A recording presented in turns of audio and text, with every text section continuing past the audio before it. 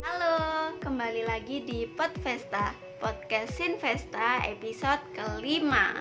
Bersama saya lagi, Firdiana Kristiawan, bakal menemani teman-teman di podcast mengenai arti kemerdekaan dan pemuda, yang tentu saja bersama narasumber yang sama seperti kemarin di part 1, yakni Mas Andriko Alamsyah.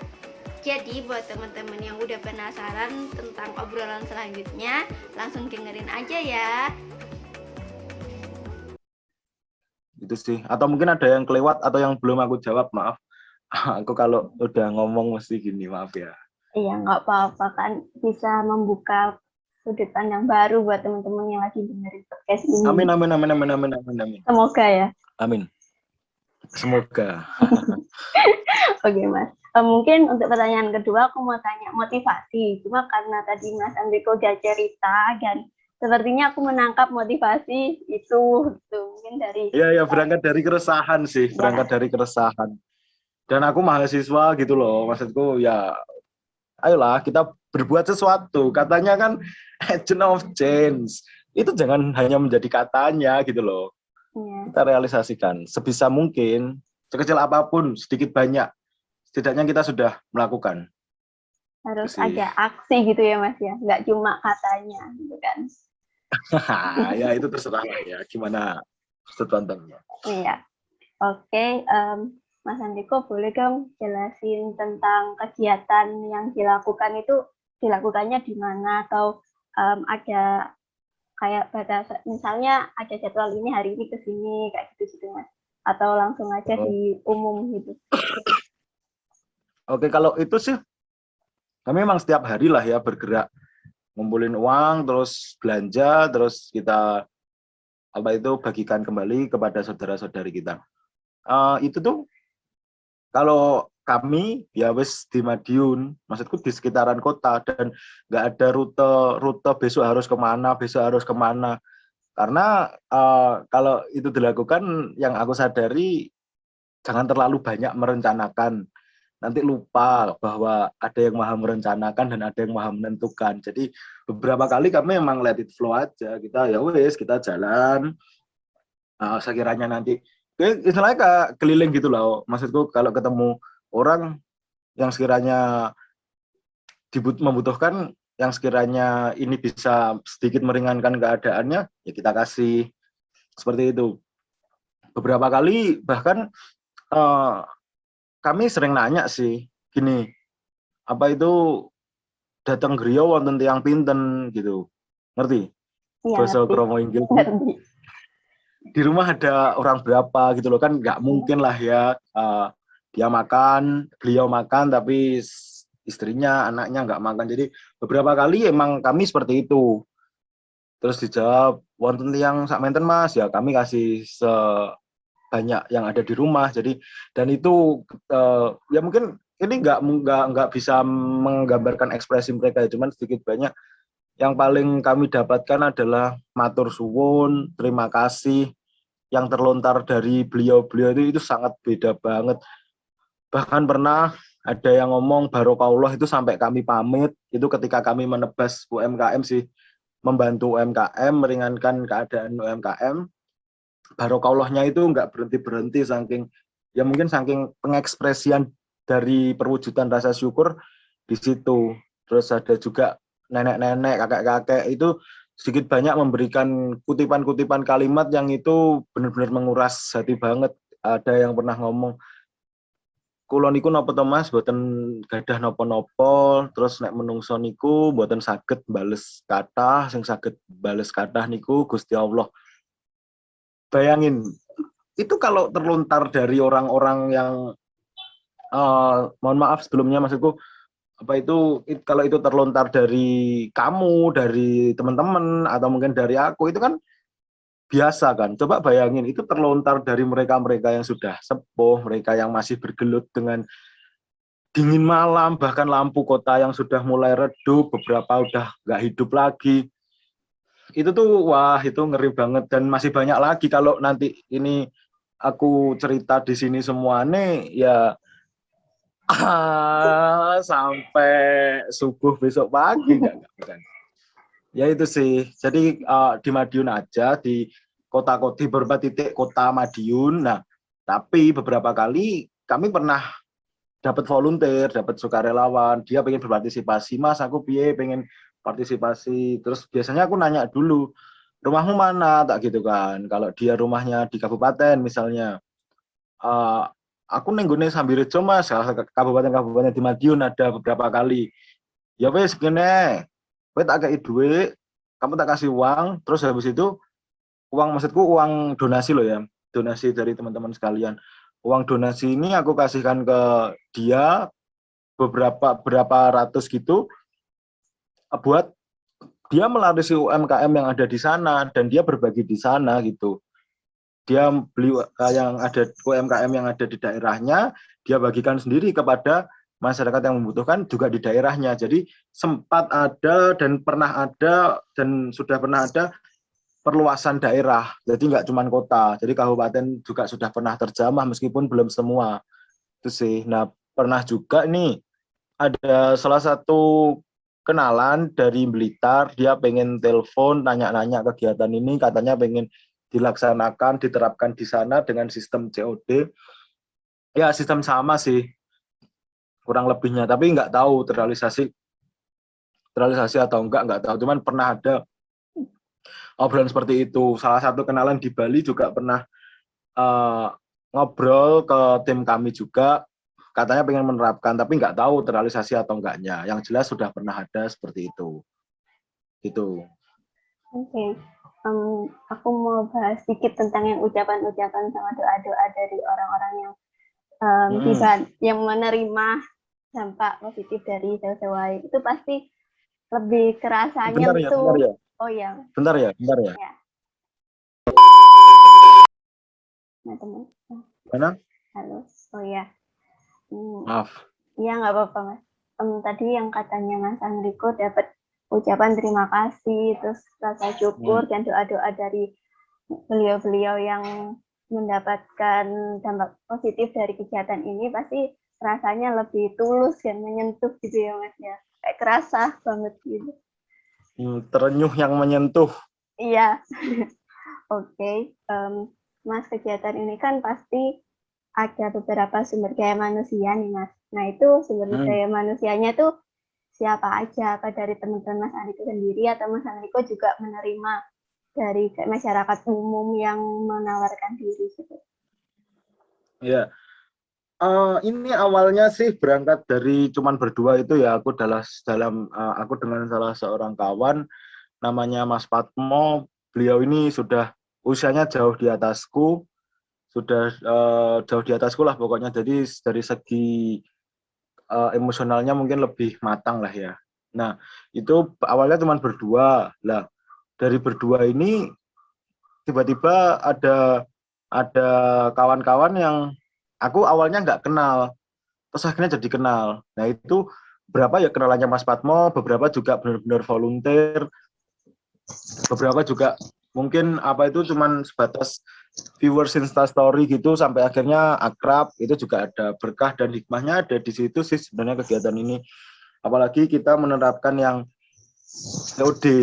Jadi dari COD itu mungkin kalau dibilang efisiensi dan efektivitasnya emang nggak efisien dan nggak efektif karena kita harus jemput bola, kita harus beberapa kali dan sering kali sih sebenarnya nggak COD, kami yang ke rumah mereka, ngambilin uangnya dari door to door. Nah itu, dalam perjalanannya itu seperti itu, ada beberapa volunteer, ada beberapa hanya kenalan yang kemudian menjadi teman, ada yang sama sekali nggak kenal tiba-tiba menjadi akrab. Itu terus masyarakat dalam perjalanannya juga beberapa kali bersinergi bersama kami gitu. Semisal pernah ada yang punya usaha dawet modern sih, bukan dawet jabung itu, dawet modern itu bersinergi, jadi dibagikan ke kami, terus kemudian sama kami bagikan kembali kepada masyarakat. Terus yang punya makanan catering atau suka masak gitu ya, mereka itu menawarkan diri, tapi mereka nggak punya tenaga, mereka keterbatasan tenaga, jadi komunikasi koordinasi sama kami yang membagikan. Itu dalam perjalanannya kami beberapa kali menjumpai peristiwa-peristiwa tersebut. Tuh. Oke, Mas, dari kegiatan ini tuh apa aja sih Mas dampak nyatanya gitu? Dampak nyata dari kegiatan ini. Ya, Kalau dampak nyatanya ya yang udah aku sebutin tadi, aku menambah saudara baru, aku menambah teman baru. Dampak nyata yang benar-benar nyata yang bisa dipastikan yaitu.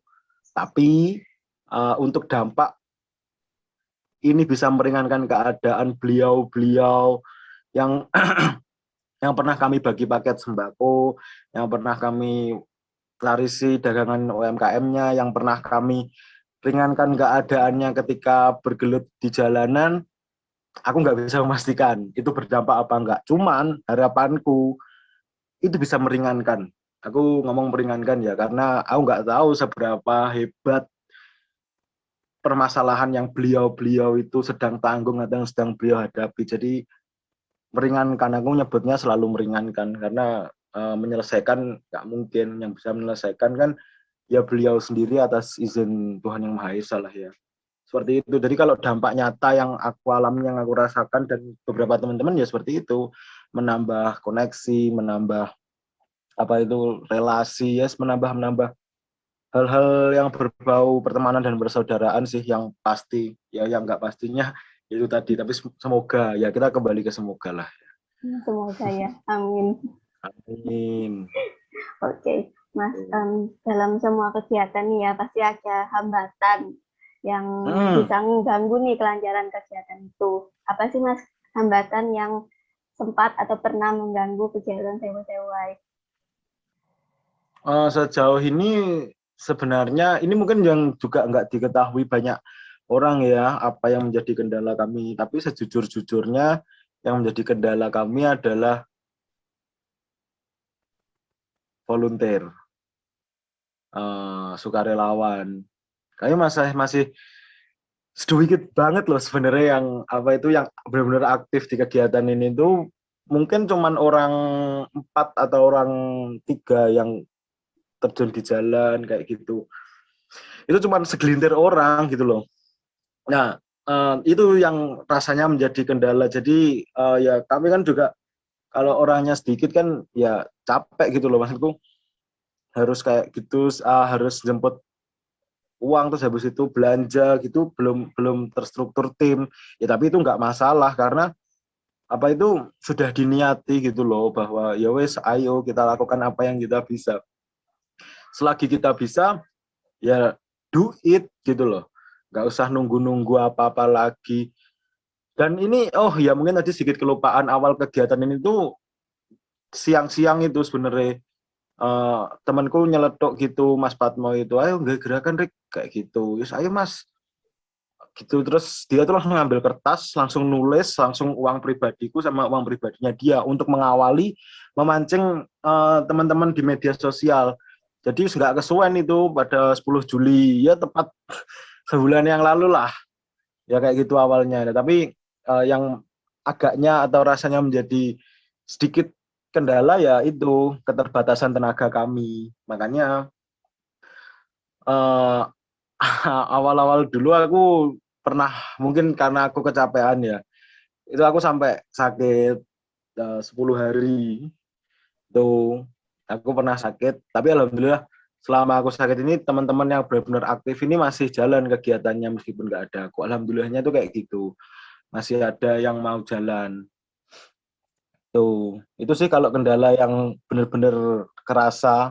Tapi ya bukan suatu kendala, kan bisa diatasi dan itu bukan menjadi suatu permasalahan besar karena ya niat awal kami ya wes selagi raga ini masih terjaga anjay. Sih Asik. ya masih bisa diatasi sih. Oke. Jadi dari sumber daya manusianya yang terkadang bikin kekurangan gitu ya Mas ya. Tapi masih bisa berjalan sampai sebulan nih, keren banget 1 bulan. Amin. Oh ya, ada yang lebih keren lagi nih. Apa tuh? Mungkin ya. Aku pernah nanya sih ke teman-teman kegiatan iki bare kapan? Dia tuh nyeletuk, ya kegiatan ini bar nek donasi wis bener-bener mandek. Itu dia jawab kayak gitu, temanku jawab kayak gitu. Wah, gokil. Ya wes, ayo wes. Tuh. Yang biasanya kayak hal-hal atau ide-ide gila kalau misalnya dilakuin beneran tuh bakal lebih gila lagi gitu ya Mas ya. Wah keren nih gitu Iya, ya. itu Oke. sih. Harapan Mas Enrico pada kegiatan sewa-sewa air untuk kedepannya ini apa ya Mas?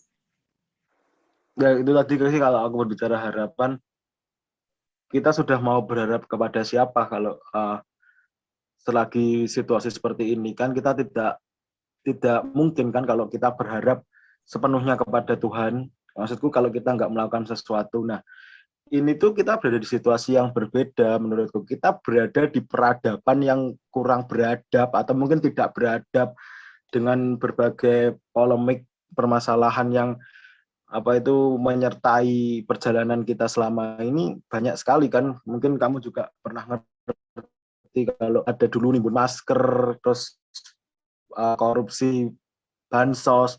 Nah, itu betapa menunjukkan bahwa peradaban ini tuh tidak beradab dan banyak orang-orang biadab gitu loh. Maksudku ya mohon maaf ini sebelumnya kalau karena faktanya menurutku memang seperti itu. Nah, harapannya dari sewa ini apa itu kita bisalah saling bahu membahu, kita bisalah saling meringankan keadaan yang ada, karena kita sudah tidak mungkin kalau berharap kepada pemerintah itu hal yang hampir mustahil. Aku nggak ngomong nggak mungkin ya, itu hal hampir mustahil kalau pemerintah aja masih ya contoh ringannya itu tadi bansos saja dikorupsi loh. Itu kan ngeri itu dulu pernah ada peristiwa seperti itu. Harapannya dari sini kita bisa meringankan keadaan beliau-beliau, kita bisa membangkitkan senyum beliau-beliau meskipun hanya sehari. Setidaknya kami sudah berupaya semaksimal diri sebisa mungkin kita menyemangati beliau, kita membuat beliau-beliau itu tersenyum. Nah, itu sih harapannya kita bisa benar-benar meringankan keadaan mereka. Makanya kami upayakan setiap hari itu karena ya apa itu beberapa dari kegiatan-kegiatan seperti ini biasanya hanya dilakukan ketika hari Jumat. Nah, ya kan? Ya nggak sih? Iya. Padahal kan beliau-beliau itu laparnya nggak cuma hari Jumat, beliau-beliau itu hausnya nggak cuma hari Jumat, beliau-beliau itu butuhnya dilarisi dagangannya itu nggak cuma hari Jumat gitu loh. Ayolah, ya itu yang menjadi pertanyaan sebenarnya. Kamu ngelakuin kegiatan itu di hari Jumat, kamu berlomba-lomba itu di hari Jumat, mau apa? Nah, itu bisa disimpulkan sendirilah ya dari situ. Aku nggak mau nerusin karena mungkin beberapa dari kita punya sudut pandang tersendiri. Tapi kalau sudut pandangku seperti itu, beliau nggak cuma lapar haus dilarisi dagangannya itu nggak cuma hari Jumat. Ada Sabtu sampai Kamis, ada weekend.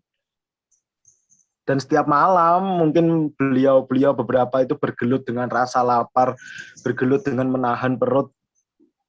Ayolah. Itu sih. Oh, ini tadi sekalian closing statement apa belum?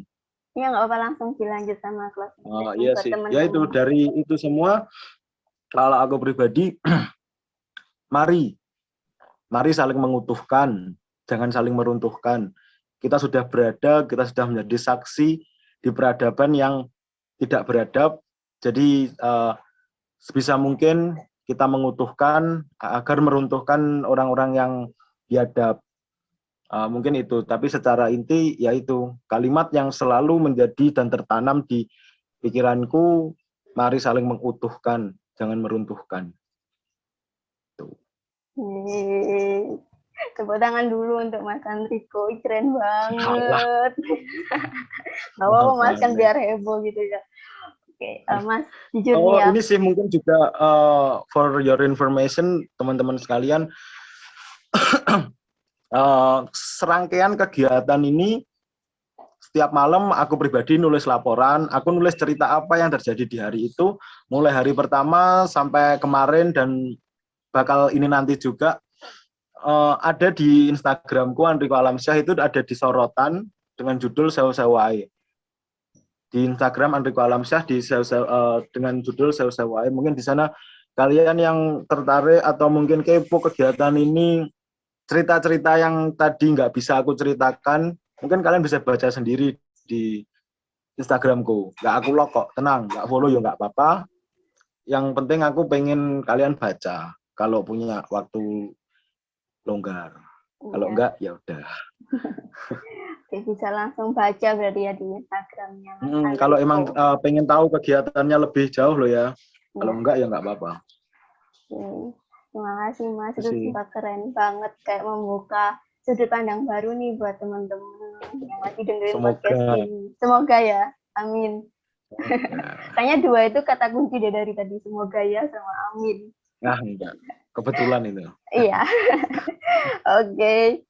Makasih banyak Mas. Iya. Ilmunya Ini dan enggak. segalanya.